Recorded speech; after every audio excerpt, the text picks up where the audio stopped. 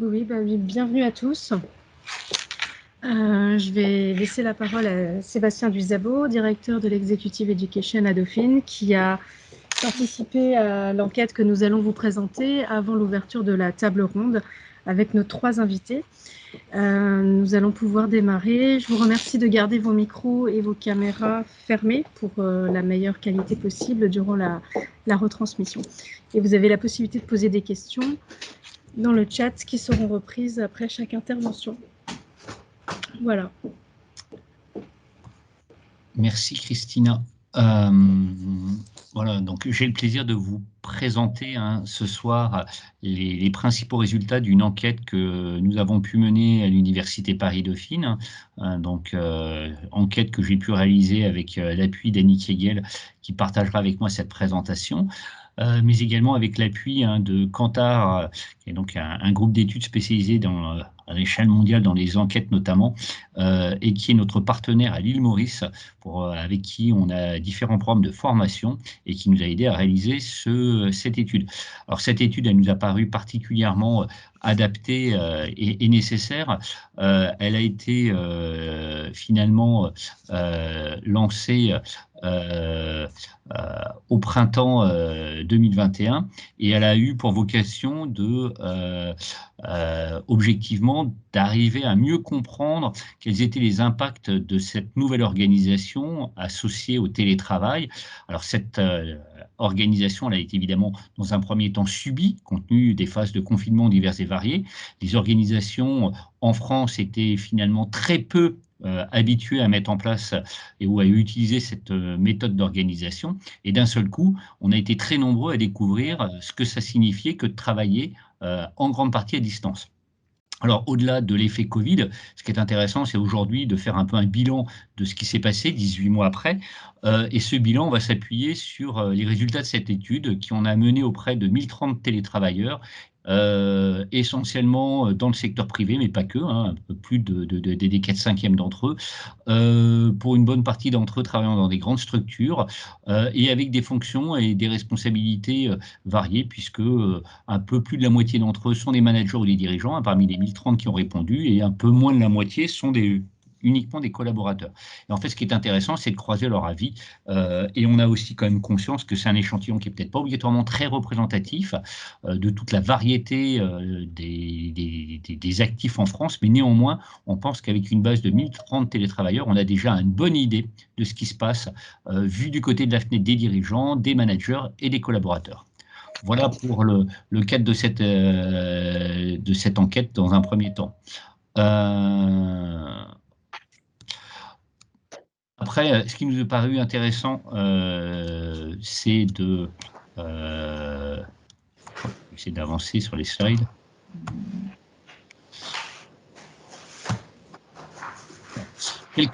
Quels étaient les impacts qu'engendre aujourd'hui le télétravail sur la performance des organisations? C'était la première type de question qu'on a essayé d'aborder.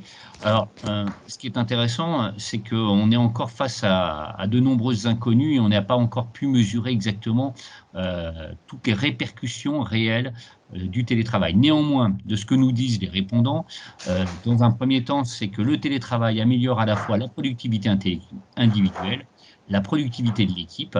Elle améliore sans doute aussi la qualité du service rendu par l'équipe. Alors ça s'explique par le fait que les personnes sont plus concentrées, moins dérangées et finalement plus au cœur de leurs activités au quotidien.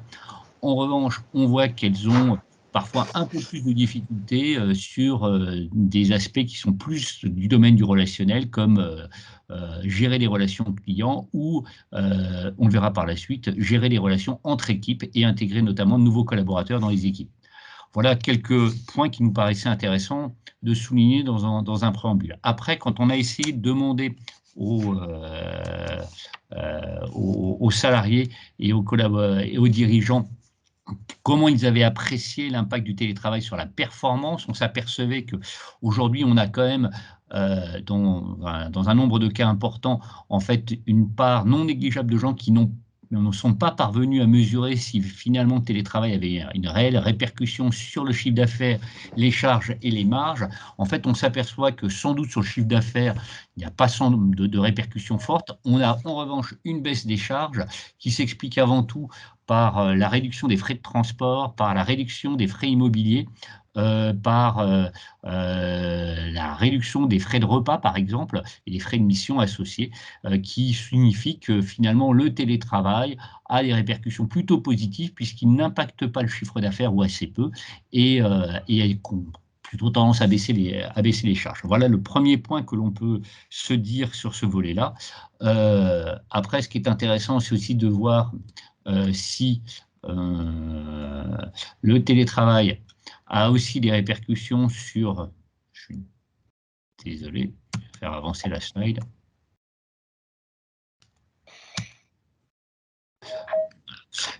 Si le télétravail a des répercussions sur les salariés, comment ils perçoivent le télétravail. Et j'ai laissé la parole à Annick pour nous évoquer ce sujet. Merci Sébastien. Oula. Un écho, j'espère. J'aime bien, c'est que le plupart savent pas utiliser l'ordi.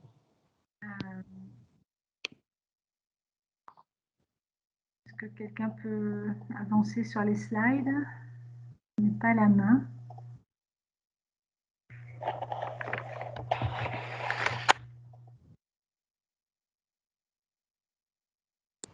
Quelqu'un a pris le contrôle de l'écran. Je vais essayer de repartager la présentation. Désolée. Voilà. Comment les salariés perçoivent-ils le télétravail? Donc, la première question que nous avons posée aux salariés, c'est qui sont les gagnants et qui sont les perdants. Donc, merci Christina de faire avancer les slides, si vous voulez. Donc, non, personne ne voit les slides.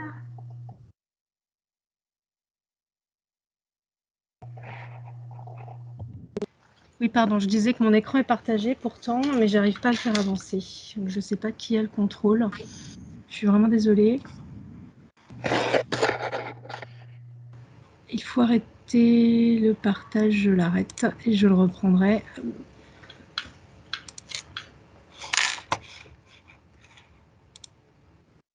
Est-ce que vous voyez l'écran? Annick? Oui.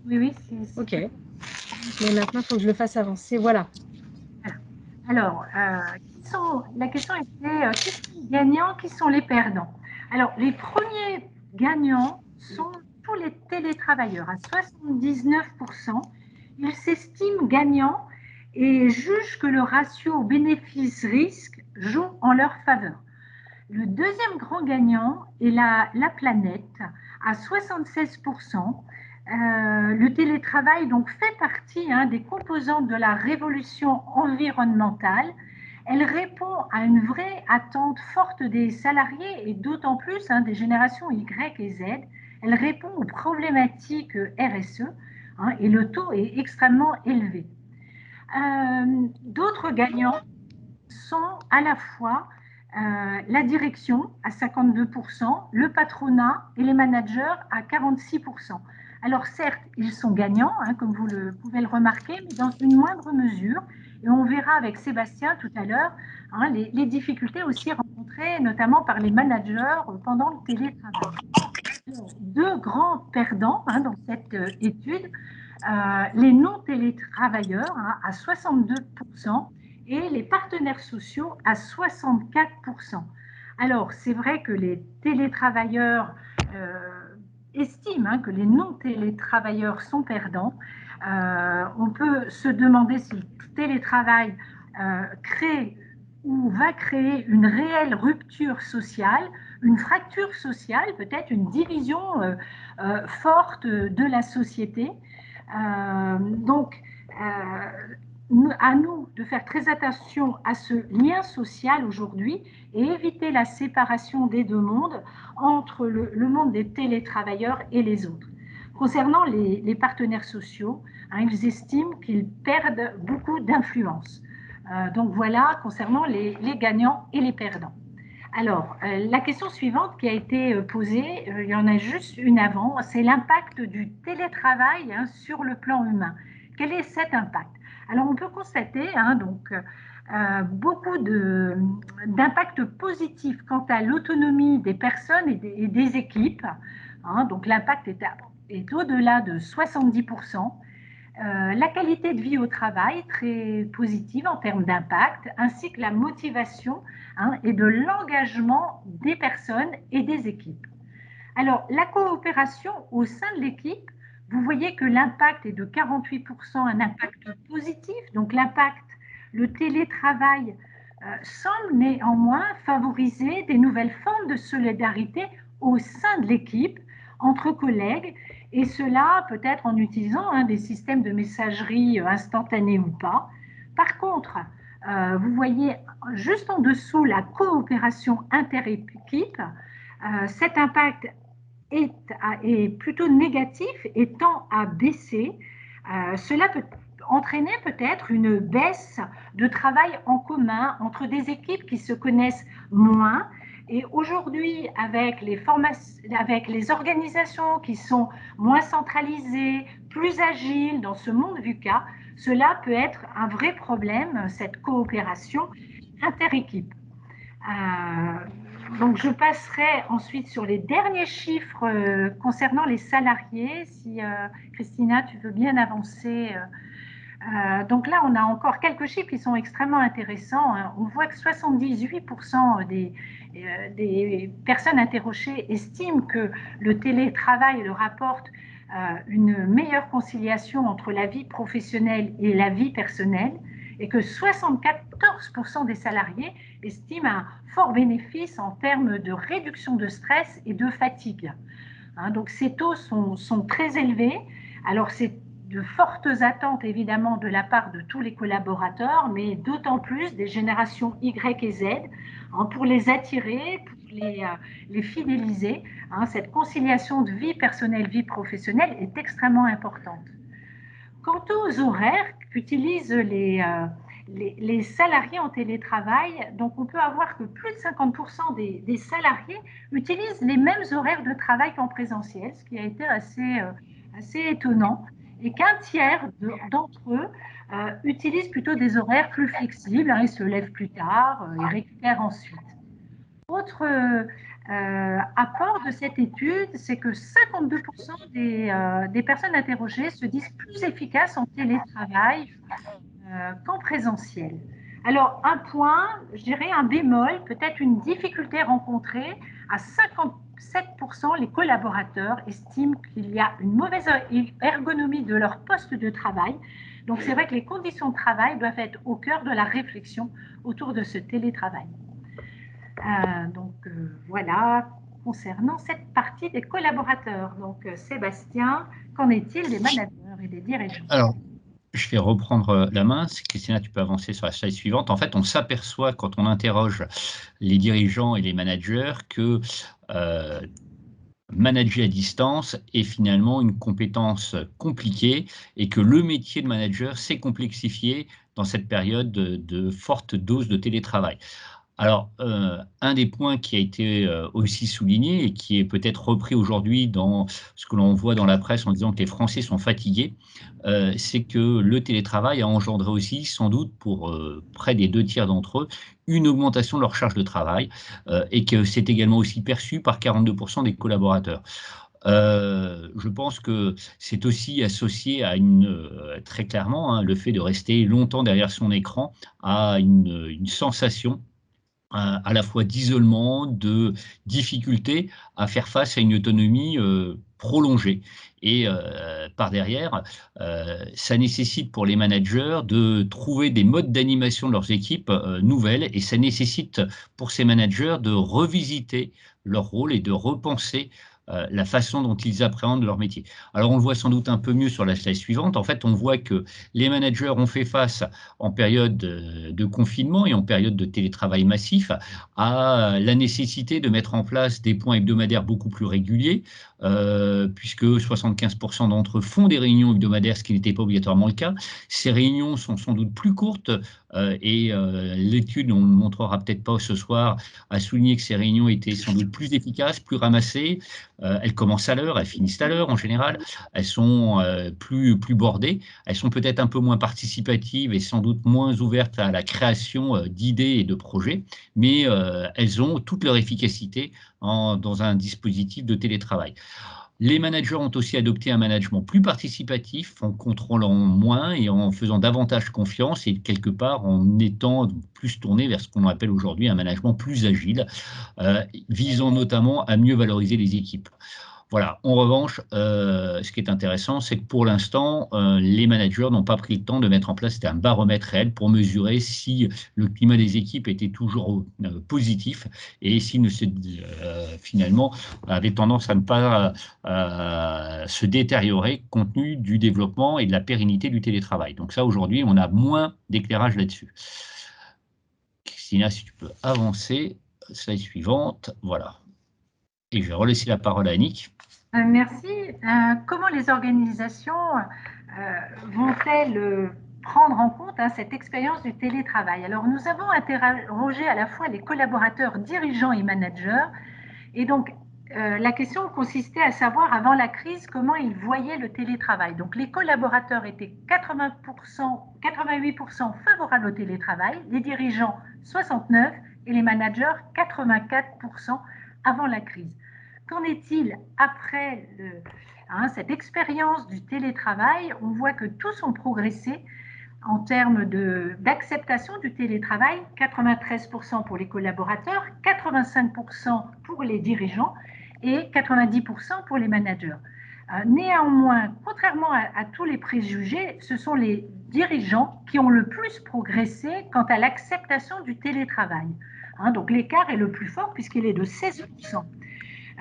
Donc cette volonté de pérennisation du télétravail, elle se dessine fortement et elle prouve l'importance de ce nouveau mode d'organisation dans nos organisations futures. Et après avoir été une réelle contrainte, on voit que le télétravail se révèle comme une réelle opportunité, comme l'a montré Sébastien tout à l'heure, plus de productivité, plus de performance, plus d'engagement des collaborateurs et aussi l'amélioration de la qualité managériale. Donc on y voit un vrai avantage et que l'expérience du télétravail a fortement influencé cette pérennisation du télétravail qui n'existait pas avant la crise. Alors pour continuer, merci Christina. Donc, la réflexion qu'on se fait lorsqu'on regarde cette étude, c'est que certes, il est nécessaire de structurer le télétravail, mais ne le figeons pas trop vite, ni trop tôt. Notre réflexion montre que certes, certains collaborateurs ont du mal, ont rechignent à retourner au bureau. Vous avez des organisations qui font un peu machine arrière, qui ont du mal à développer ce télétravail ou voire le limiter. On est aujourd'hui au milieu du gué et c'est important d'avoir ce temps de recul et de réflexion par rapport à cette nouvelle forme de travail sans nécessairement le remettre en cause. Néanmoins, peut-être adopter et proposer une certaine progressivité sur ce sujet, rentrer dans une approche plutôt test and learn pour trouver le bon modèle par organisation et aussi peut-être par profil des collaborateurs. Donc, ni trop tôt, ni trop vite. Donc, à Sébastien maintenant. Quel bilan, évidemment trop rapide, tiré après 18 mois de télétravail intensif. en fait, on s'aperçoit que les 5 points clés positifs associés au télétravail sont les suivants. Le premier, c'est que les arguments en faveur du télétravail qui existaient avant la crise Covid, autour des avantages du télétravail, à savoir la recherche d'un meilleur équilibre entre vie personnelle et professionnelle et une réduction des temps de trajet, se sont avérés complètement réalisés à travers les arguments que nous ont donnés nos répondants. Et on le voit bien d'ailleurs dans le point 4, c'est que le principal bénéfice lié au télétravail à titre personnel, c'est réellement la réduction du temps de trajet. Alors c'est d'autant plus marqué peut-être dans notre échantillon qu'une bonne partie des personnes qui ont répondu vivent en Île-de-France, pour lequel le temps de trajet est généralement long et souvent pas très agréable. Donc là, il y a un gain très très important. Il faut savoir que le temps de trajet moyenne en région parisienne est de l'ordre d'à peu près 50 minutes pour se rendre à son travail. Donc vous voyez bien qu'1h40 par jour, c'est un gain très substantiel et très agréable à capter à travers la mise en œuvre du télétravail. Après, on s'aperçoit d'ailleurs que ce gain-là se réalise dans la satisfaction attribuée par les salariés quant à être en télétravail, puisqu'ils nous l'évaluent sur une note de 0 à 10 à 7,5, c'est un score tout à fait positif. Et ce qui est intéressant aussi, c'est que l'équilibre qui paraît optimal en matière de télétravail laisse entendre que la bonne dose de télétravail est de l'ordre de 2 à 3 jours de télétravail par semaine pour les postes qui sont télétravaillables. Après, il ne faut jamais oublier également que malheureusement, à peu près la moitié des postes sont télétravaillables et que l'autre moitié, ceux qui sont en prise directe avec des clients, avec des malades par exemple, ou avec des activités physiques, ne peuvent pas télétravailler. L'autre point, c'est que les managers estiment que pour 60% d'entre eux, le télétravail a également a eu un impact sur la productivité des équipes et c'est un élément tout à fait favorable. Après, les 5 points négatifs qui sont ressortis, c'est le premier, l'éclatement du collectif. C'est une peur qui s'avère justifiée, réelle, beaucoup plus compliqué de créer du sens et un collectif quand les gens sont à distance. Le deuxième point, qui est associé, c'est la perte de lien social, notamment perte renforcée à travers des périodes de confinement, mais également au fait que finalement, il est rare d'avoir une équipe entière un jour J, puisque souvent les gens posent des jours de télétravail assez variés, et finalement c'est très compliqué d'avoir l'intégralité de son équipe sur un site le même jour. Autre élément qui me paraît important, et on est nombreux malheureusement à le faire, c'est le fait que les télétravailleurs sont certes assidus en réunion, mais néanmoins on a tous tendance à faire aussi d'autres activités en étant en réunion et donc d'être peut-être moins à l'écoute de nos collègues quand on fait des réunions de travail. Après, on s'aperçoit, quatrième point, que le télétravail provoque une fracture sociale entre les télétravailleurs et ceux qui ne peuvent pas en bénéficier, et que, au dernier point, le télétravail risque de fragiliser le salariat pour un répondant sur deux, puisque finalement, on pourra facilement télétravailler de n'importe où, de France comme de l'étranger, que on pourrait imaginer que si on pousse ce mode d'organisation à l'excès, on risque finalement de devoir faire agir des personnes qui n'ont plus obligatoirement de lien direct avec l'entreprise et qui pourraient être des indépendants répartis sur le territoire, voire sur la planète entière. Voilà les craintes associées à ce télétravail. Alors après, on va s'arrêter là pour cette présentation, juste pour vous dire que si vous souhaitez avoir l'étude plus complète ou en avoir une présentation plus détaillée avec votre direction, on aura le plaisir de vous proposer cette intervention avec Yannick et puis idéalement avec Nathalie Job qui était aussi notre interlocutrice à côté Kantar TNS à l'île Maurice. Voilà pour les points clés de cette présentation. On va maintenant rentrer dans le vif du débat en interrogeant 3 personnes qui vont avoir des points de vue complémentaires sur ce télétravail. Et je vais laisser la parole à Swazik Sarrazin pour animer cette table ronde. Merci beaucoup. Merci Annick et merci Sébastien pour cette présentation des principaux impacts et des enseignements à tirer sur la généralisation du télétravail et des perspectives que cela ouvre pour nos organisations et pour les modes de management plus particulièrement. Je vais me présenter. Donc, je suis Swazik Sarrazin, je suis responsable du Master Négociation et Relations sociales de Paris Dauphine et des certificats qui y sont associés. Et Et j'ai la chance aujourd'hui d'animer cette table ronde virtuelle qui nous réunit, accompagnée donc de Jean-Michel Lopez, qui est directeur associé chez PowerSpace, qui est une entreprise de digital marketing. Je suis également entourée de Caroline Del Torchio, qui est directrice au sein du cabinet Identité RH, qui accompagne les organisations et les entreprises dans ces transformations qui sont émergentes et qui sont à venir, et qui a également rédigé un ouvrage qui s'appelle « 10 clés pour préparer mon entreprise au travail à distance ». Et enfin, Olivier Guivarch, qui est secrétaire général de la Fédération des services à la CFDT, qui est donc la plus importante des fédérations de la CFDT, puisqu'elle regroupe pas loin de 6 millions de salariés et qu'elle concerne notamment des activités aussi diverses que l'hôtellerie, le commerce, la restauration, mais également les entreprises de services à la personne, pour ne citer qu'elles. Alors, il est effectivement important au moment où notre pays subit une nouvelle vague de contamination qui est particulièrement importante pour le maintien de nos activités économiques et sociales, de tirer des enseignements de ce que nous traversons, pour également préparer l'avenir, préparer la mutation des emplois et de certaines activités, préparer également les salariés et les managers aux transformations que les organisations vont subir, notamment du fait de cette crise sanitaire que nous traversons depuis 2 ans, et dessiner les contours du travail de demain.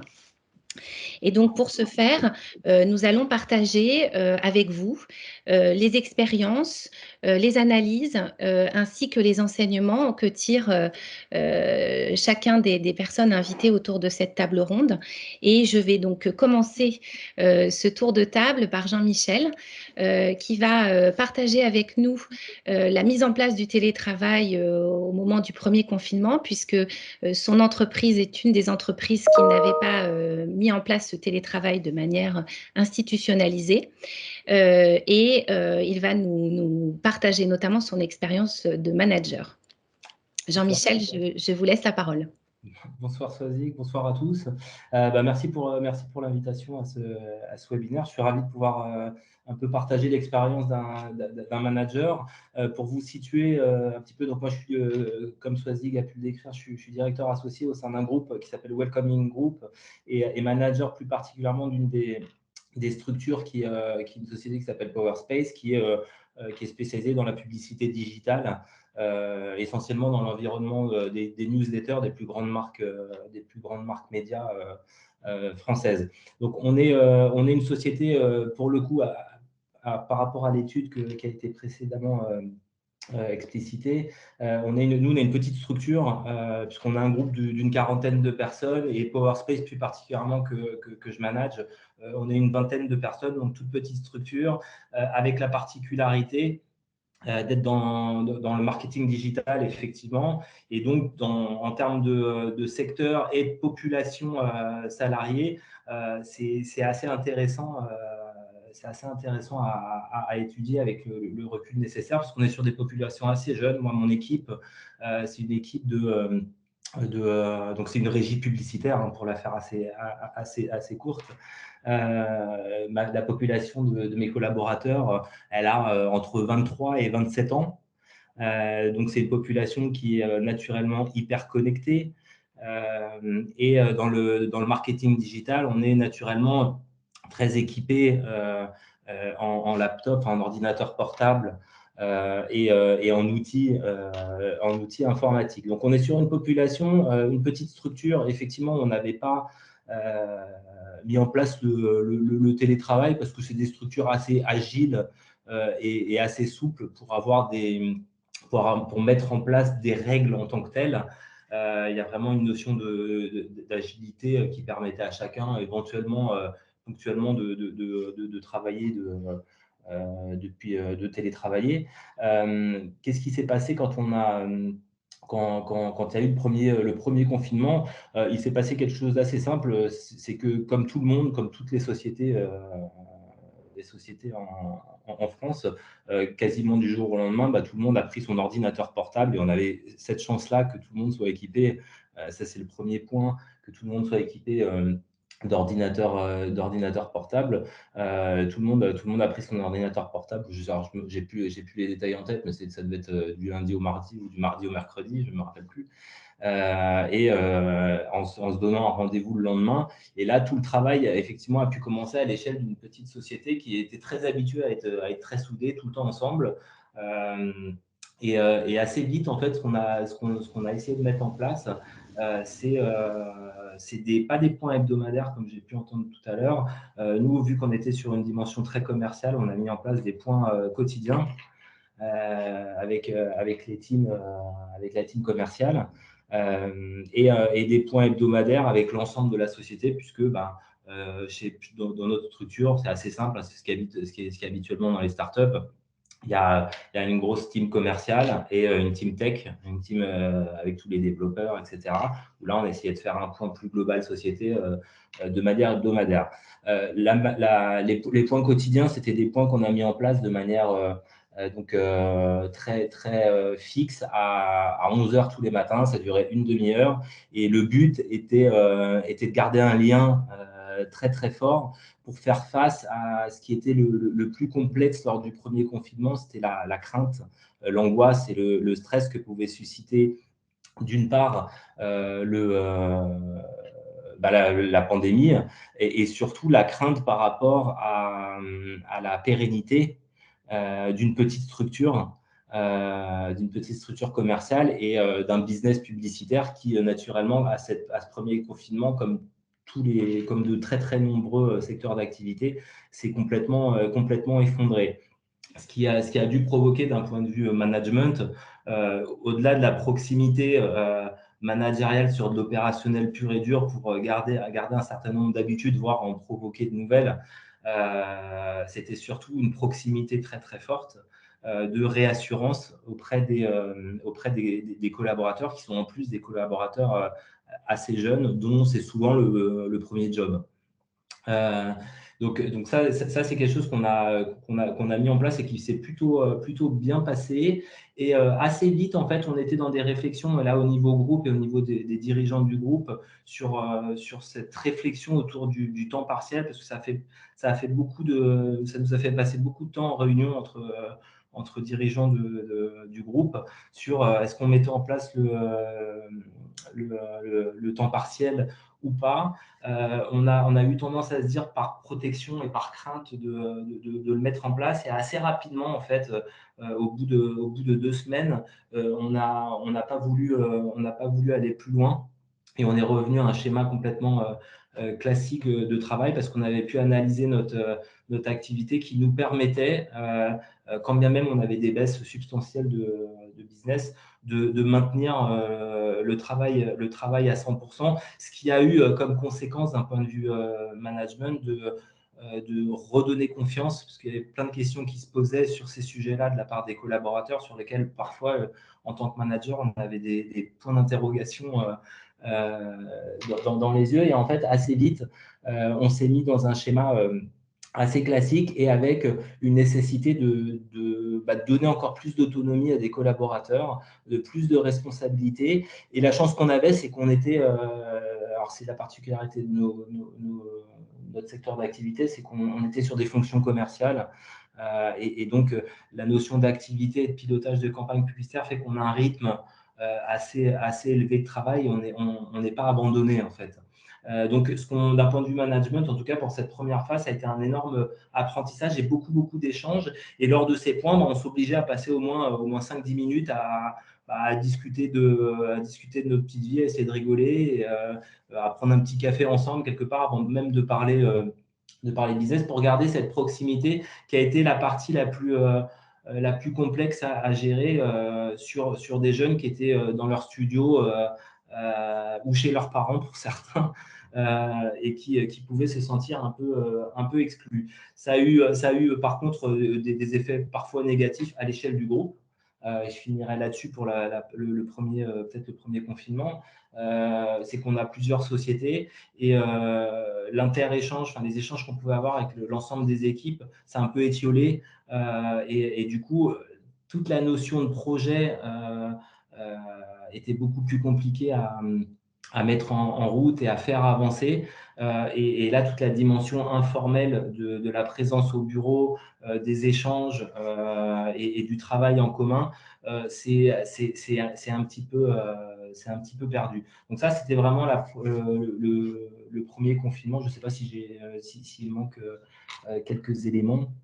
Non, non, c'est parfait. Donc, on le voit bien, hein, une nécessité d'individualiser énormément la relation managériale, d'être dans la prise en considération des problématiques personnelles de chacun des membres de l'équipe, et puis de réassurer à la fois sur la pérennité de l'activité, mais également sur la charge de travail. Comment s'est passé le retour sur le lieu de travail, qui marque un peu finalement le début de l'hybridation dans laquelle on est en train de s'installer depuis plusieurs mois?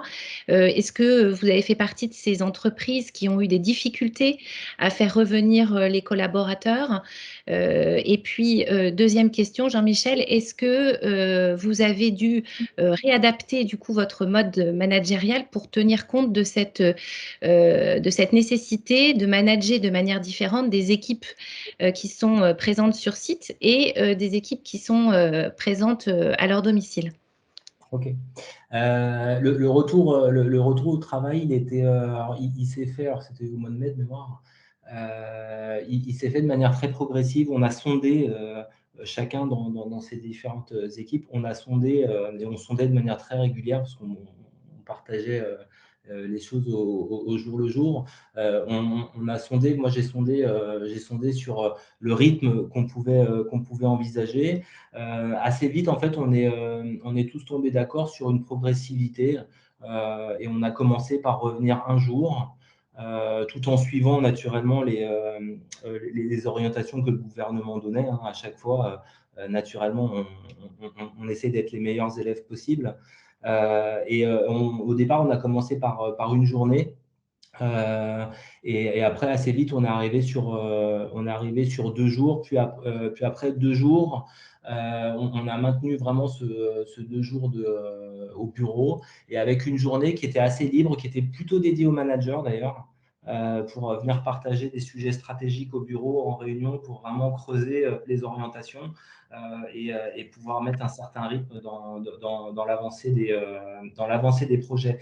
Sur le côté hybridation entre des équipes au bureau et des équipes en télétravail, on n'a pas eu, nous, à notre échelle, cette problématique-là par société. C'est-à-dire que nous, toute la société PowerSpace, elle revenait sur les jours qui étaient prédéterminés. Par contre, les autres sociétés du groupe n'étaient pas là pour laisser assez d'espace au sein des bureaux, avoir la distanciation sociale, au-delà de tout ce qui avait été mis en place naturellement d'un point de vue masque, etc., tout ce qui était naturellement obligatoire. Mais on a pris ce parti-là pour le coup d'emmener toutes les équipes le même jour, en tout cas les équipes des mêmes sociétés. Et par contre, les sociétés venaient à des jours différents pour avoir cette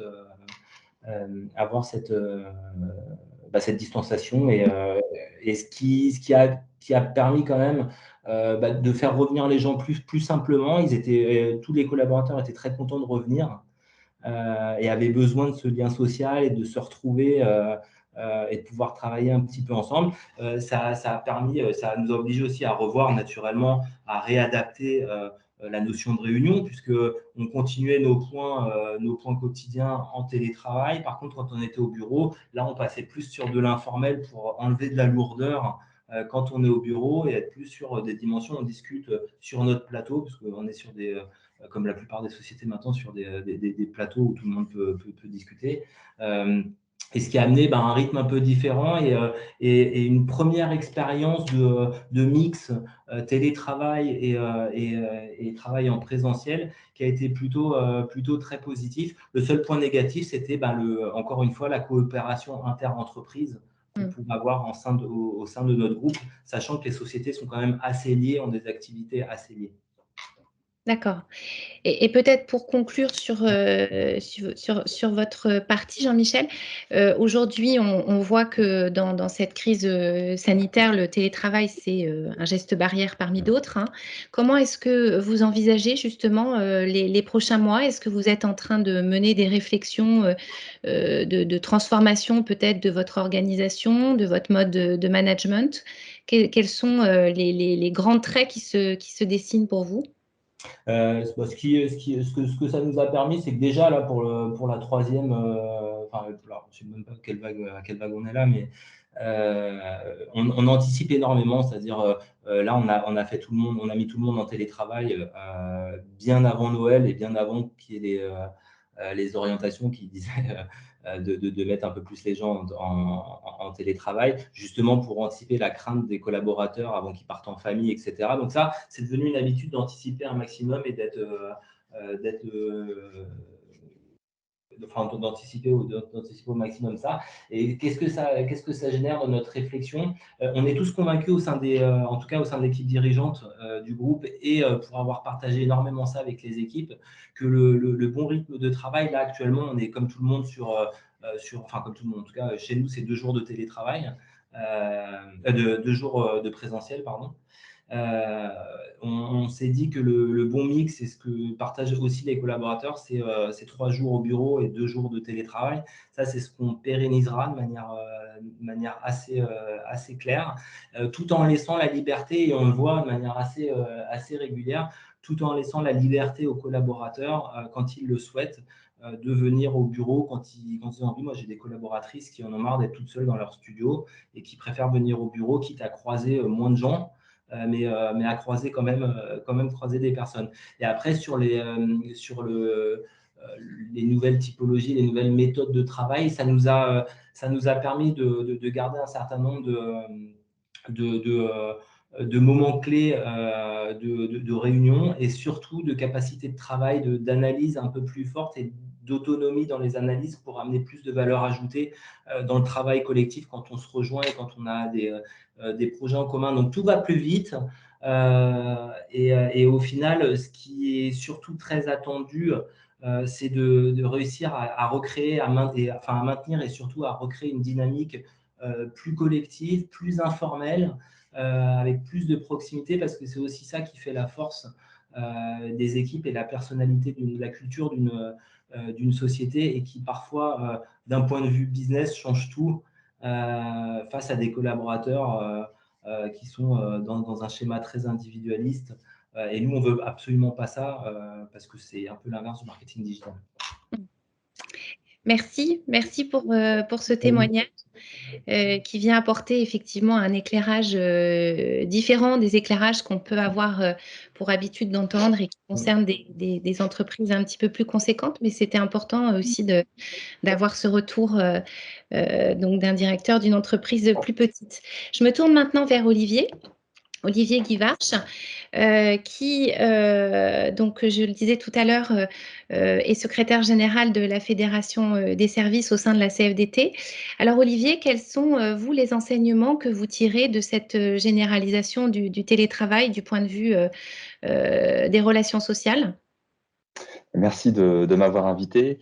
Alors, avant de présenter quelques enseignements, ou en tout cas de présenter quelques constats, je voudrais dire qu'on ne peut parler qu'avec humilité, parce qu'on a vécu une grande expérience individuelle et collective dont on ne peut pas prédire l'évolution exacte, en dehors du fait que le télétravail ne sera plus réservé à un petit nombre de travailleurs comme c'était le cas avant, des salariés cadres très autonomes, des indépendants, ou dans cas de situation très particulière personnelle. C'est quand même l'incertitude, l'inconnu, même le caractère expérimental qui prédomine et qui doivent nous amener à être dans l'humilité. Après tout, nous ne sommes qu'à 2 ans de Covid. Nous manquons de recul, nous manquons de données, bien que avec des études comme celle de Kantar, c'est vrai que les études se multiplient, il faut les étudier et les rassembler.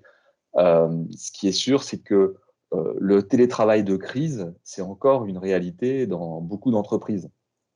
Et notamment, au début de ce mois, on l'a connu, avec le ministère du Travail qui décide pour la première fois des mesures répressives. Ça, c'est quand même quelque chose de tout récent, donc il faut bien avoir ça en tête. Alors, premier constat, premier enseignement, je ne sais pas comment le dire, c'est que le télétravail, c'est une modalité d'organisation du travail. En fait, il y avait une approche individuelle au cas par cas pour certains profils de poste, où, en fonction d'une orientation sociale, le télétravail comme une sorte d'outil de politique sociale de l'entreprise pour trouver une solution à des situations.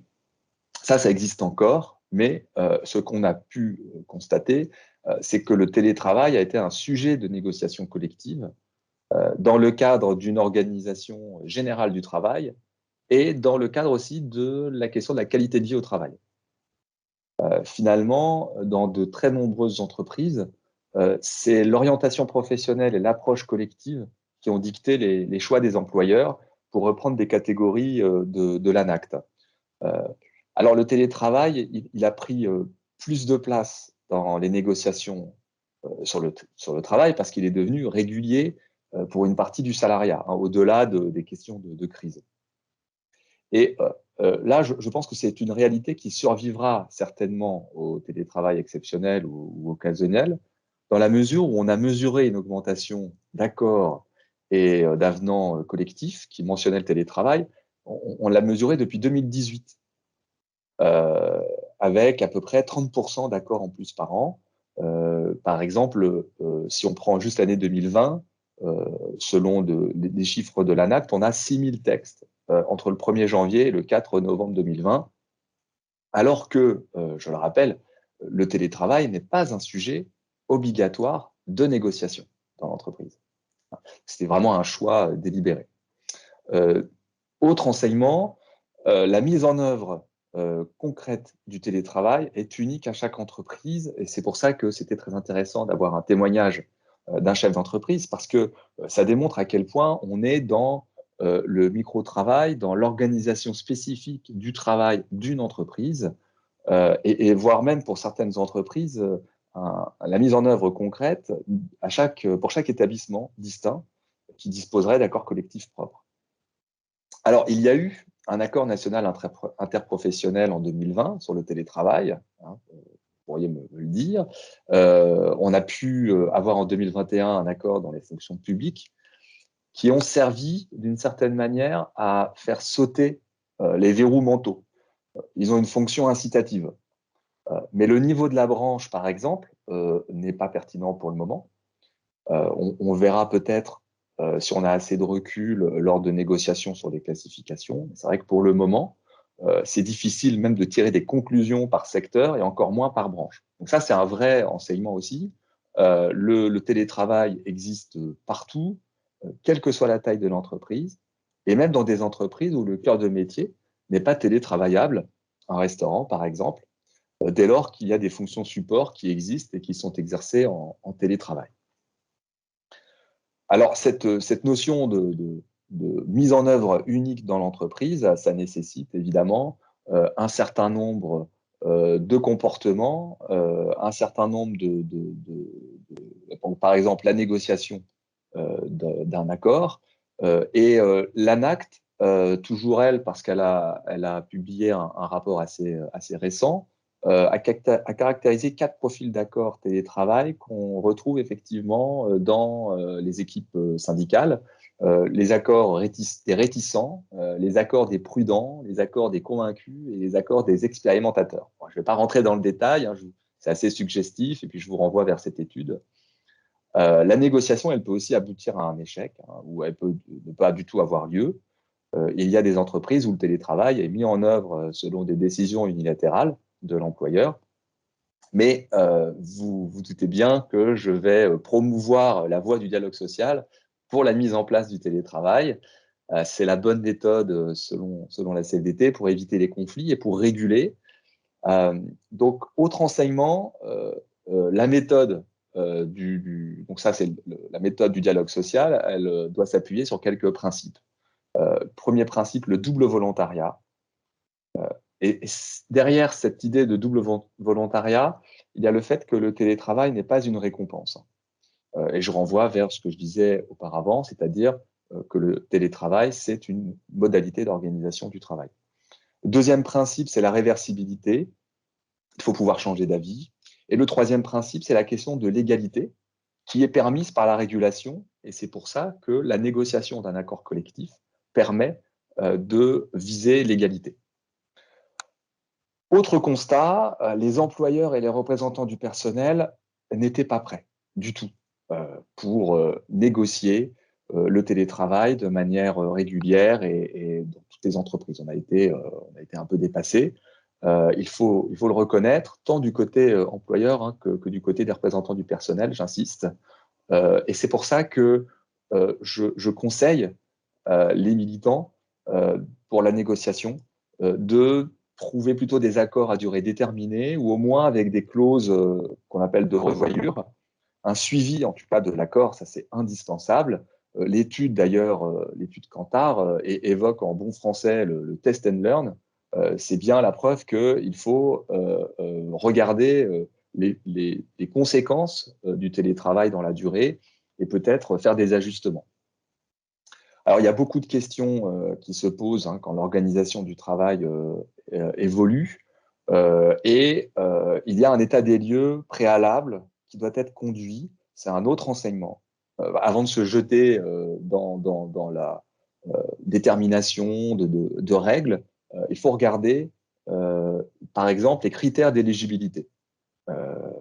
Et là, il faut être orienté métier, il faut être orienté autonomie. Deuxièmement, il faut regarder les tâches télétravaillables, même dans un métier non éligible, parce qu'elles peuvent être éventuellement regroupées sur une journée et donc permettre de télétravailler une journée. Finalement, la recommandation, c'est de rendre possible le télétravail quand une partie des activités peut être télétravaillée. Troisièmement, combien de jours de télétravail par semaine? Est-ce qu'il faut que ce soit fixe? Est-ce qu'il faut que ce soit flexible, commun, individuel? Ça renvoie, là encore, vers l'organisation du travail que l'employeur, avec les représentants du personnel, souhaite.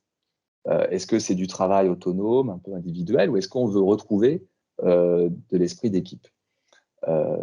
Il faut aussi regarder la question des plages de joignabilité.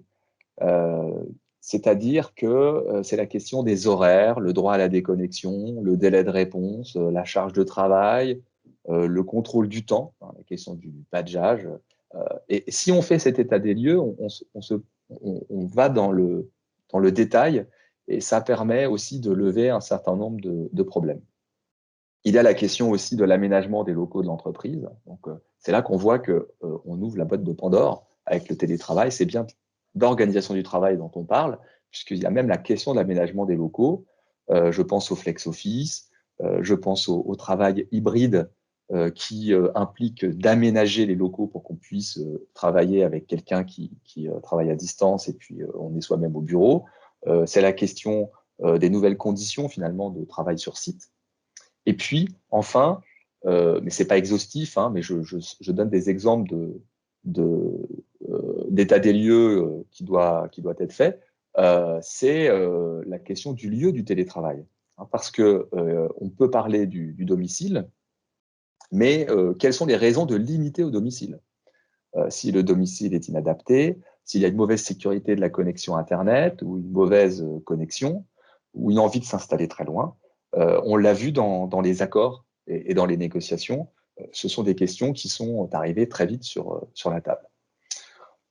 Autre enseignement, la prise en charge des frais.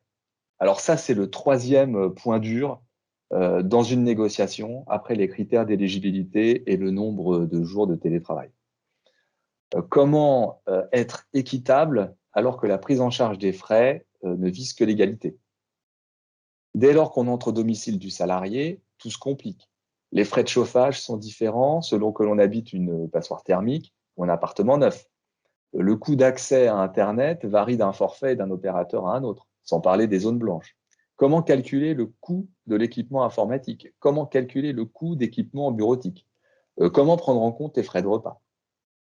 Voilà, on assiste pour le moment à une variété de solutions hein, c'est l'enseignement qu'on tire. L'équipement informatique est fourni par l'entreprise, par exemple, on l'a entendu tout à l'heure. On peut envisager un plafond de notes de frais pour choisir son équipement.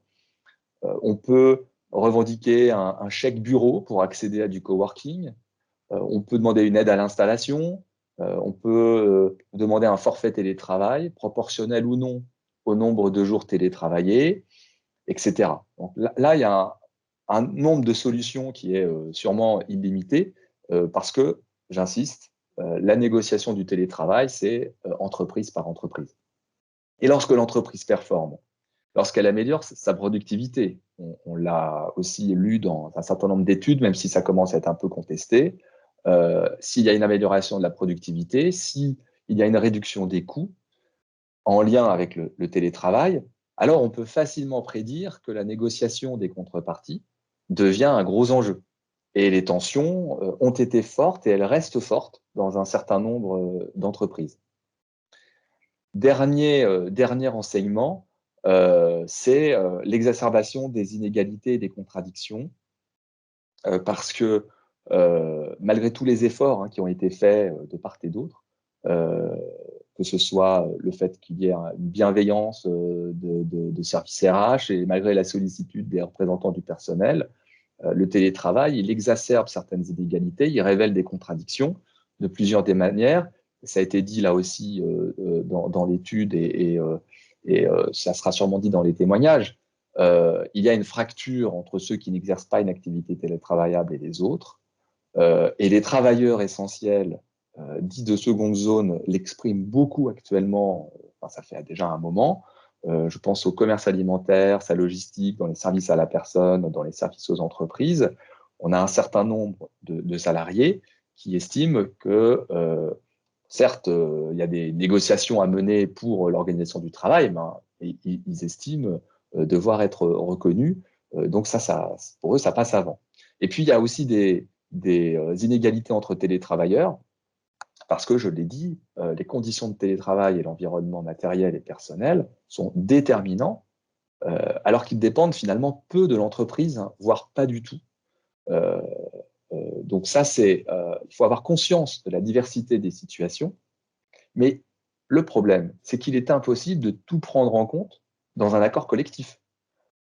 Des accords mentionnent que le lieu de télétravail doit réunir les mêmes conditions que l'espace de travail dans l'entreprise, par exemple. On l'a lu dans certains accords. Or, tout le monde ne dispose pas tout simplement d'une pièce chez soi pour travailler. Donc, on voit bien que là, on atteint certaines limites. Et puis, il y a des critères très variés, avec beaucoup de nuances, pour savoir comment est perçu le télétravail en fonction de l'âge, si on a des enfants, l'âge des enfants, l'espace dédié, l'équipement, si on est expérimenté dans l'exercice du télétravail, sa position hiérarchique, ça a été dit aussi dans l'étude, et puis sans parler de la question de l'aspiration au retour au bureau, qui varie là aussi selon les conditions dans lesquelles on télétravaillait, et puis aussi selon certains autres critères sociaux. L'âge, par exemple, semble prépondérant. Il y a certaines études qui démontrent que les plus jeunes salariés sont nettement plus nombreux à vouloir revenir dans les locaux de l'entreprise, tout en télétravaillant une partie, parce qu'ils souffraient déjà beaucoup plus pendant les confinements. En fait, derrière les statistiques, il y a des individus avec des besoins individuels, des contraintes propres, et puis des expressions contradictoires des salariés qui rendent très difficile à appréhender pour les représentants du personnel et des négociateurs. Et en plus, il reste beaucoup à faire. Les nouveaux embauchés, les apprentis, les stagiaires, comment les intégrer dans un collectif de travail alors que tout le monde est à distance, ou en tout cas, on ne peut pas voir tout le monde tout le temps. Comment on organise le télétravail collectif, comment on organise le travail hybride, donner du sens au retour au bureau, la question du management. On a entendu parler d'une transition managériale dans un rapport de Terra Nova, par exemple, pour passer du contrôle au soutien professionnel du manager. Et puis, il reste aussi beaucoup à faire en termes de gestion du temps, gestion de la charge de travail.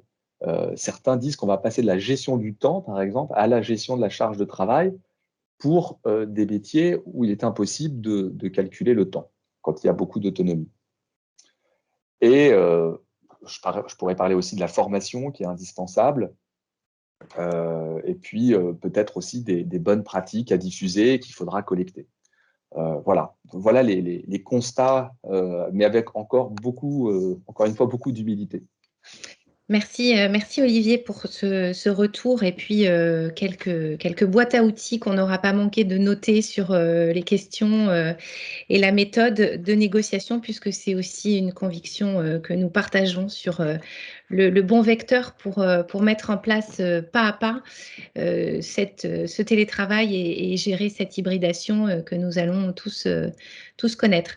Je cède la parole maintenant à Caroline qui va finaliser cette table ronde et qui va pouvoir partager avec nous les éléments et les grands travaux en fait dans lesquels se lancent aujourd'hui les organisations qu'elle accompagne pour mettre en place donc ce nouveau mode d'organisation, puisque effectivement, comme le soulignait fort justement Olivier, le télétravail, c'est avant tout un mode d'organisation du travail.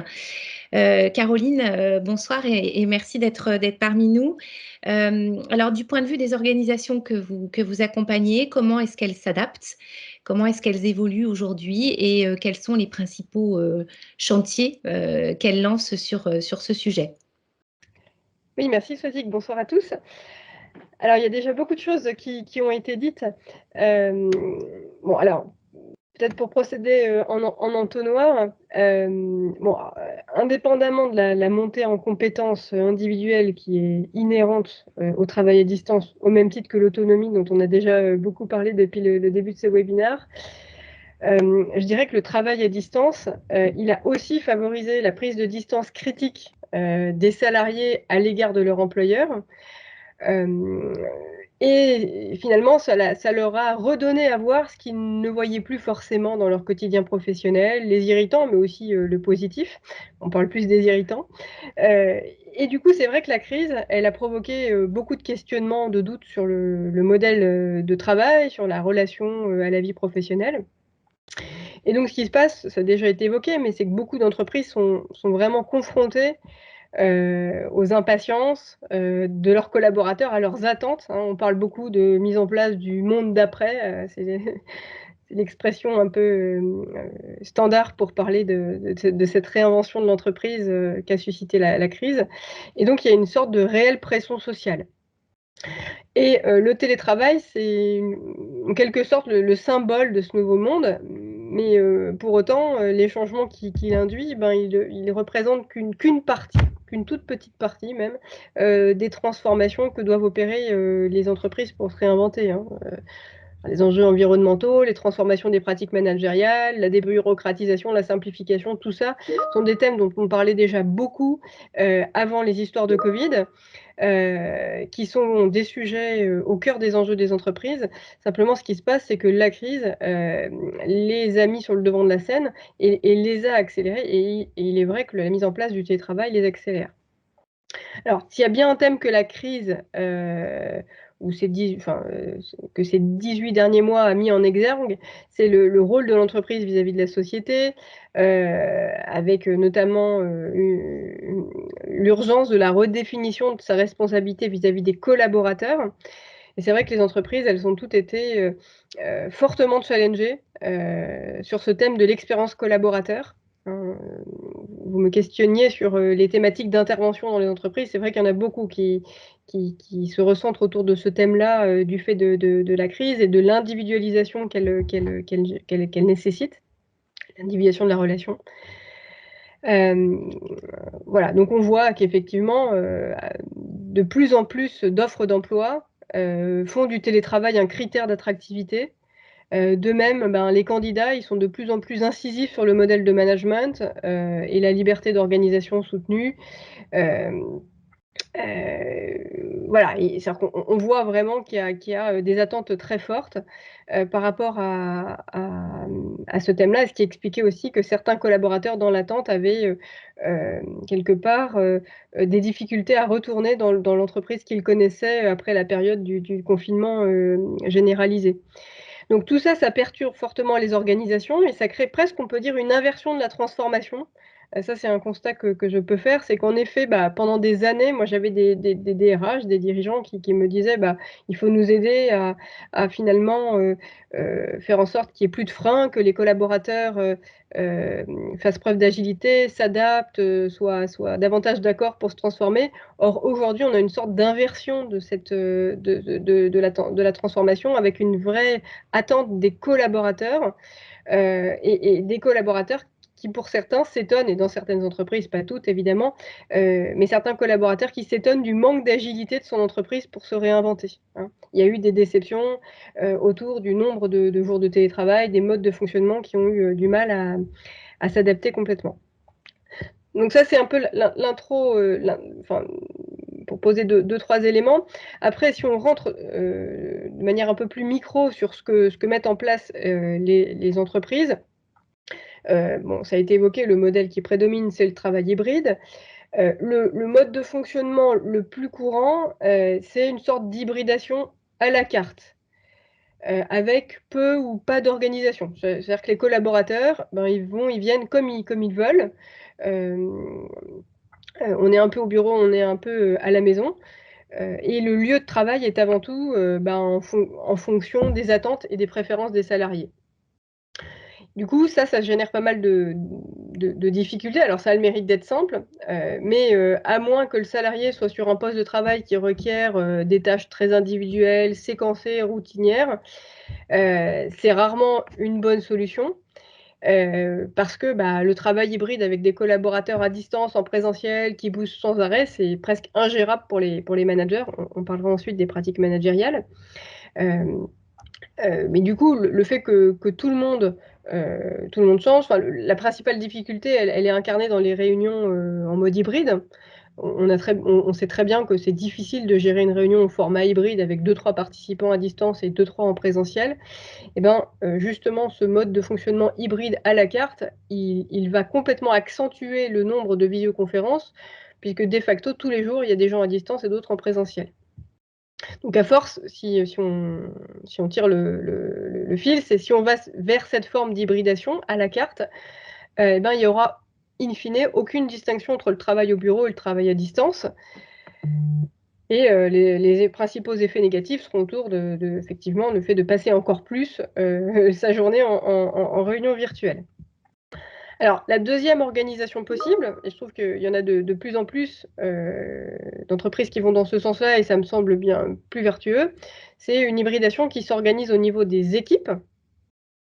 Alors, il s'agit de mettre tout le monde sur un même pied d'égalité, c'est-à-dire qu'en gros, une équipe va dire tel jour et tel jour, c'est 100% en présentiel, et tel jour, c'est tout le monde en distanciel.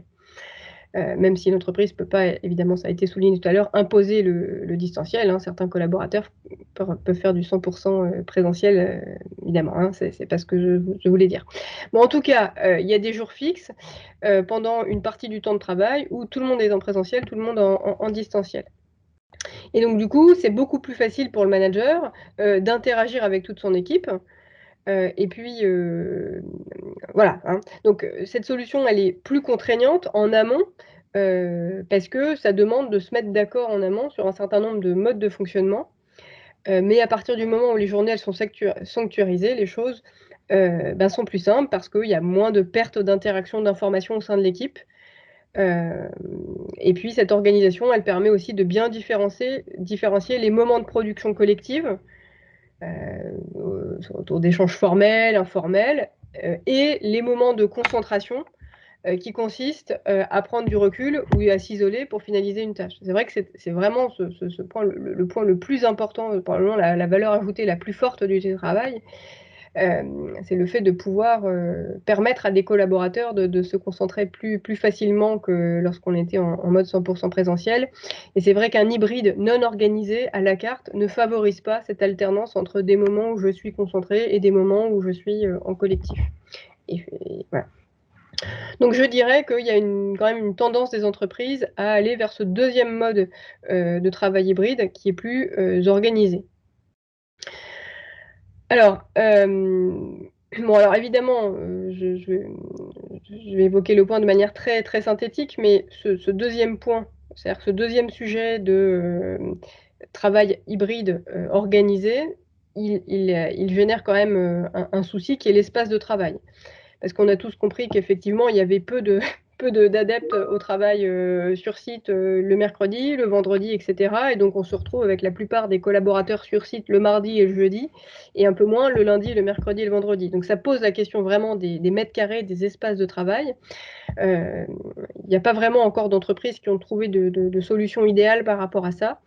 Mais si on se rend compte que d'un point de vue organisation du travail, c'est plus simple d'organiser les choses avec des journées fixes, c'est vrai que ça rend la tâche très compliquée d'un point de vue bureau, espace de travail. Alors, je ne sais pas s'il y a des questions. Sinon, moi, je voulais aussi peut-être, je pense évoquer un des autres apprentissages, il me semble, des organisations autour du distinguo entre les activités télétravaillables et les autres. Alors, c'est un travail qui n'a pas été facile à faire pour les entreprises aussi parce que pendant X mois, de facto, on a été capable de tout faire à distance. Donc, à un moment donné, quand on a posé sur la table le sujet de quelles sont les activités télétravaillables et celles qui ne le sont pas, il y a tellement de collaborateurs qui ont tout fait à distance pendant plusieurs mois que ce sujet a été plus difficile à traiter. Bon, in fine, moi, ce que je remarque, c'est qu'il y a un peu 3 dimensions qui sont prises en compte par les équipes pour évaluer si une activité était travaillable ou pas. La première dimension, c'est est-ce que le travail, est-ce qu'il y a un besoin de synchronicité ou pas? Est-ce que je peux faire mon travail de manière asynchrone ou est-ce qu'il faut que je sois en direct avec les autres? Auquel cas, vous voyez la suite de la décision. La deuxième dimension, c'est est-ce que c'est un travail de routine ou est-ce qu'il y a besoin d'innover? Pareil, hein, si c'est un travail de routine, ok, je peux plutôt opter pour le travail à distance. Si c'est plutôt un besoin d'innovation, ce qui est souvent en lien avec un enjeu plutôt collectif, eh bien, plutôt le faire sur site. Et puis, la troisième et dernière dimension, ça dépend du sujet traité. Hein. Plus le sujet il est complexe ou sensible, hein, vous savez très bien de quoi je parle, vous qui êtes spécialiste du dialogue social, mais dès lors qu'il peut y avoir une interprétation de l'affect ou des choses comme ça, plus la communication non verbale sera importante et plus la proximité, le lien physique sera précieux. Donc c'est vrai que, alors parfois les critères sont un peu différents, mais moi ce que je remarque, c'est souvent un peu ces 3 dimensions qui sont prises en compte par les équipes pour travailler avec les collaborateurs sur l'organisation de leur semaine entre journée de télétravail et journée sur site. Voilà quelques éléments, j'ai été peut-être un peu trop longue sur les impacts sur l'organisation du travail. Non, pas du tout. Ça vient compléter en plus parfaitement les propos des uns et des autres, et puis particulièrement les questions qu'a soulevées Olivier dans la préparation de la négociation des accords et dans la difficile définition des postes télétravaillables. Donc, merci Caroline. Est-ce que pour terminer, vous pourriez nous expliquer comment s'opère en fait l'accompagnement de ces évolutions? Peut-être en termes de formation, d'organisation de lieux d'échange entre pairs. Qu'est-ce que vous observez dans votre pratique?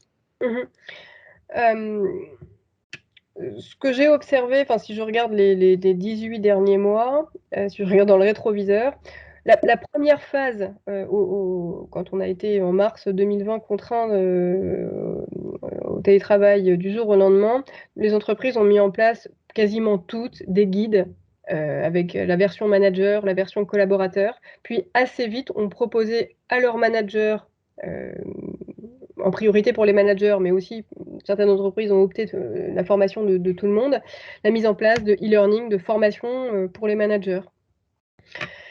Bon, certaines entreprises ont finalement aussi un peu opté pour les groupes de co-développement entre managers, qui sont souvent très appréciés, mais elles ne sont pas très nombreuses à l'avoir mis en place, je trouve.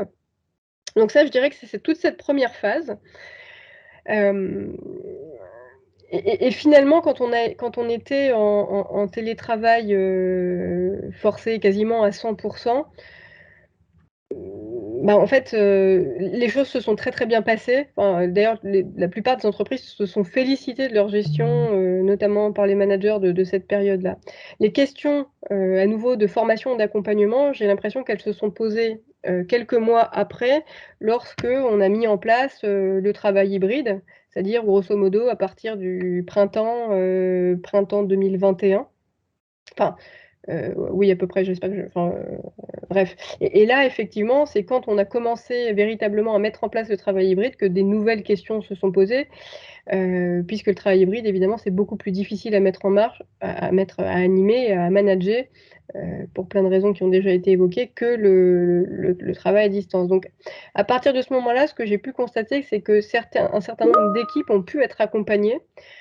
Et d'ailleurs, c'est ce qu'on a aussi pas mal, nous, plutôt prôné chez Identité RH, plutôt que des formations pour les managers dans des ateliers, les mêmes formations pour tous les managers, c'est plutôt de proposer des méthodologies mises à disposition des managers pour que les managers puissent faciliter auprès de leurs équipes la mise en place d'ateliers dont l'objectif était de se mettre d'accord sur un certain nombre de modes de fonctionnement.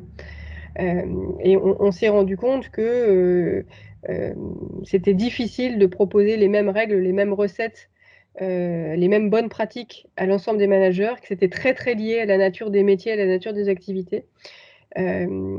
Donc c'est en tout cas chez Identité RH ce qu'on a vraiment nous essayé de porter, mais il me semble que c'est aussi un peu en tout cas le sens de l'histoire dans la mise en place du travail hybride, c'est une individualisation de l'accompagnement des équipes plus que des dispositifs globaux à destination de l'ensemble des collaborateurs ou encore plus de l'ensemble des managers. Alors, on a une question, Caroline. Comment sont abordés les sentiments d'inéquité, voire de rupture entre les salariés qui seraient sur des postes télétravaillables et ceux qui ne le seraient pas, du fait des questions ou des critères qu'on a abordés ensemble? Qu'est-ce que vous observez, vous, dans l'accompagnement que vous proposez? Je dirais que c'est une question à laquelle il est très difficile de répondre, puisque c'est vrai qu'en France, on est quand même très très sensible à l'équité, tout le monde pareil. Alors, je dirais que je vais peut-être repartir de 2 exemples concrets. Le premier exemple, c'est une start-up que je ne vais pas citer, mais qui avait quand même une taille conséquente, qui est à peu près 300 personnes. Avec deux natures d'activités très très différentes. Il y avait des collaborateurs qui travaillaient dans des usines, voilà, et puis d'autres collaborateurs qui avaient des métiers de siège, etc. Le CEO de cette start-up m'a clairement dit, moi, il n'y a jamais eu de débat. Les personnes qui travaillent à l'usine, ils savent qu'ils ont des métiers de cette nature-là, et donc il n'y a pas eu de débat parce que voilà. Donc on a le manager, le CEO, le directeur a donné du sens, a expliqué, mais il m'a expliqué qu'il n'y avait pas tellement eu de débat. A contrario, j'ai accompagné un grand groupe dans le domaine de l'intérim, et c'est vrai que le directeur général a décidé de limiter le nombre de jours de télétravail pour qu'il n'y ait pas trop de décalage entre les métiers du réseau, hein, donc les agences d'intérim, et les métiers centraux qui techniquement pourraient travailler beaucoup plus.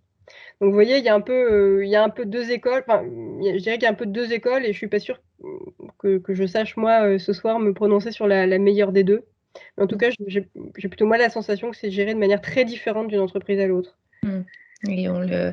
Et cette nécessité d'adapter finalement au travers de politiques RH plus individuelles la réalité du travail de chacun. On a une question d'Éric Tessa Eric, est-ce que vous voulez brancher votre caméra et nous poser votre question?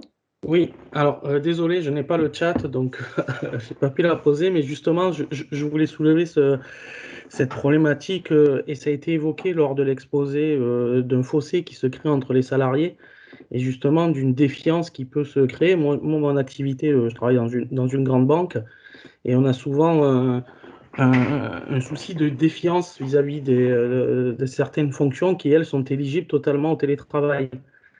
Donc, je pense que ça passe par une explication poussée et le paradoxe aussi de ceux qui ont été en télétravail pendant des périodes longues, qui souhaitent revenir au bureau, et ceux qui n'ont pas accès au télétravail parce qu'ils ne savent pas, ils ne connaissent pas la dimension de l'isolement du télétravail. Donc, on a beaucoup de difficultés, nous, en tant que partenaire social, d'expliquer à nos collègues que certains métiers sont éligibles et d'autres ne sont pas éligibles. Donc, on a du mal aujourd'hui dans cette explication. Oui, on sent bien une nécessité de pédagogie de l'ensemble d'ailleurs des partenaires sociaux qui représentent la direction ou effectivement les salariés. Olivier, est-ce que vous avez un retour d'expérience sur ce sujet précis à partager avec nous? Ça pose la question des approches dont je parlais tout à l'heure. C'est-à-dire qu'en fait, il y a la question de l'organisation du travail. Et dans ce cas-là, on est dans une approche collective. Et on essaye d'organiser à la fois un travail sur place et puis le télétravail et même l'hybridation. Et puis, il y a l'approche individuelle qui existe déjà, enfin qui existait, qui existera encore. À savoir que le télétravail peut être une réponse à des situations personnelles. Et puis, certains salariés peuvent aussi évoquer de leur côté, de leur point de vue, des tâches qui sont télétravaillables.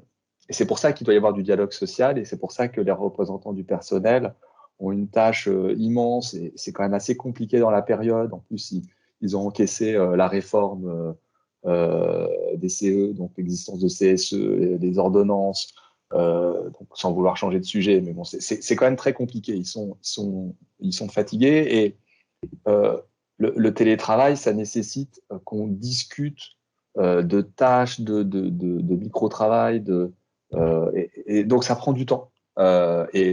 Si on veut réussir dans une entreprise, éviter des conflits internes, il faut instaurer des temps de parole, du dialogue, donner des moyens aux représentants pour qu'ils aillent voir leurs collègues. Comme je le disais en préambule, se dire que rien n'est fixé totalement, qu'il y aura des ajustements à faire.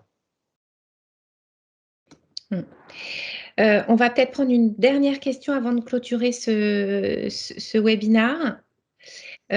Philippe nous demande quelle est la capacité de l'employeur à pouvoir s'assurer des bonnes conditions d'exercice lorsqu'effectivement le salarié travaille au sein de son domicile. Est-ce que vous avez les uns et les autres dans les accords ou dans les accompagnements que vous avez pu faire des bonnes pratiques à partager avec nous? Olivier, est-ce que vous avez vu des choses intéressantes? Pardon, je n'avais pas compris que la question m'était adressée.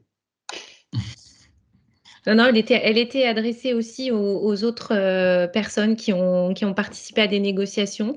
On a effectivement un sujet sur le contrôle des conditions de travail. Je crois que c'est un sujet qui est un peu complexe à gérer dans la situation de télétravail, puisqu'on ne peut pas avoir accès au domicile. Est-ce que vous avez un retour d'expérience à partager avec nous avant qu'on conclue cette table ronde? Ce qui ressort des accords qui ont été conclus et qui ont pu être analysés, et encore une fois, il faut être modeste, il faudra compiler beaucoup plus et beaucoup plus étudier, mais ce qui ressort, c'est qu'il y a une tendance à passer du contrôle du temps, proprement dit, comme on pouvait le faire avant, à un contrôle de la charge de travail.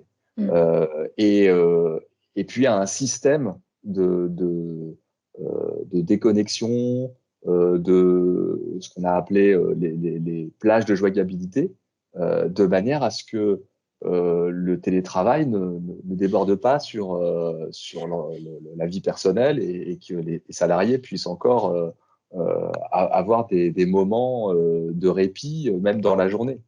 Parce que je pense pour ceux qui ont télétravaillé, qui ont des responsabilités, on a connu des moments, alors surtout dans des périodes de crise, où on enchaînait les visios, on enchaînait les téléphones, on était assaillis de partout, ce qui nécessite quand même qu'il y ait des règles de la régulation pour qu'un salarié puisse se dire je me déconnecte, mais je n'ai pas à culpabiliser puisqu'il était convenu qu'à telle heure, il est possible que je ne réponde pas. Alors je peux répondre, mais il est possible que je ne réponde pas, je n'ai pas à culpabiliser et on verra le lendemain ou on verra plus tard.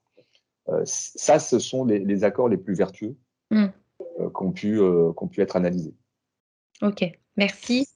Merci pour ce mot de la fin et merci à Jean-Michel, Caroline et Olivier de s'être prêtés à cette discussion qu'on pourrait ne jamais conclure d'ailleurs, tant il y a de choses à dire. Mais je crois qu'on arrive au bout de cette table ronde virtuelle. Sébastien, je vous rends la parole. Un petit mot, merci beaucoup évidemment à tous nos invités de ce soir pour la pertinence de leurs propos. Juste un petit mot pour mettre en perspective aussi notre étude. En fait, ça soulignait parfaitement ce que vous avez dit, c'est que l'étude l'a démontré, hein, c'est que finalement, les télétravailleurs qui étaient très engagés avant de basculer en télétravail étaient encore plus engagés et le risque d'être sursollicité ou de ne pas avoir être à même de mettre une barrière sur son engagement ou sur son investissement réel. Il y a une sursollicitation et finalement, on voit bien que c'est des profils qui sont phagocytés par le télétravail et à l'inverse, ceux qui étaient désengagés avec le télétravail, ils s'isolent encore plus et sont encore plus désengagés. Et donc de ce côté-là, le télétravail a une responsabilité assez forte sur une sursollicitation ou une sous-sollicitation des équipes. Et ça, c'est évidemment au rôle de l'organisation, du management et des dirigeants de s'assurer qu'on ne crée pas des conditions d'un bore-out ou d'un burn-out, voilà, pour prendre les deux expressions à la mode. En tout cas, merci encore vivement aux uns et aux autres. Sachez que de notre côté Dauphine, Kantar, on est à votre disposition pour vous présenter plus en détail cette étude. Et merci encore à nos participants de ce soir, parce que je pense qu'on est arrivé à vous démontrer une réelle complémentarité des approches et des pratiques portées par cette question qui est loin d'être terminée. Et je pense qu'on a encore des années de débat. Alors peut-être que nous referons un deuxième webinaire sur le sujet par la suite, mais ça sera avec plaisir qu'on aura l'occasion d'en rediscuter avec les uns les autres. Voilà, bonne soirée à vous tous. Merci, bonsoir. Merci à tous. Bonne soirée. Au revoir. Merci, bonne soirée. Merci, bonne soirée.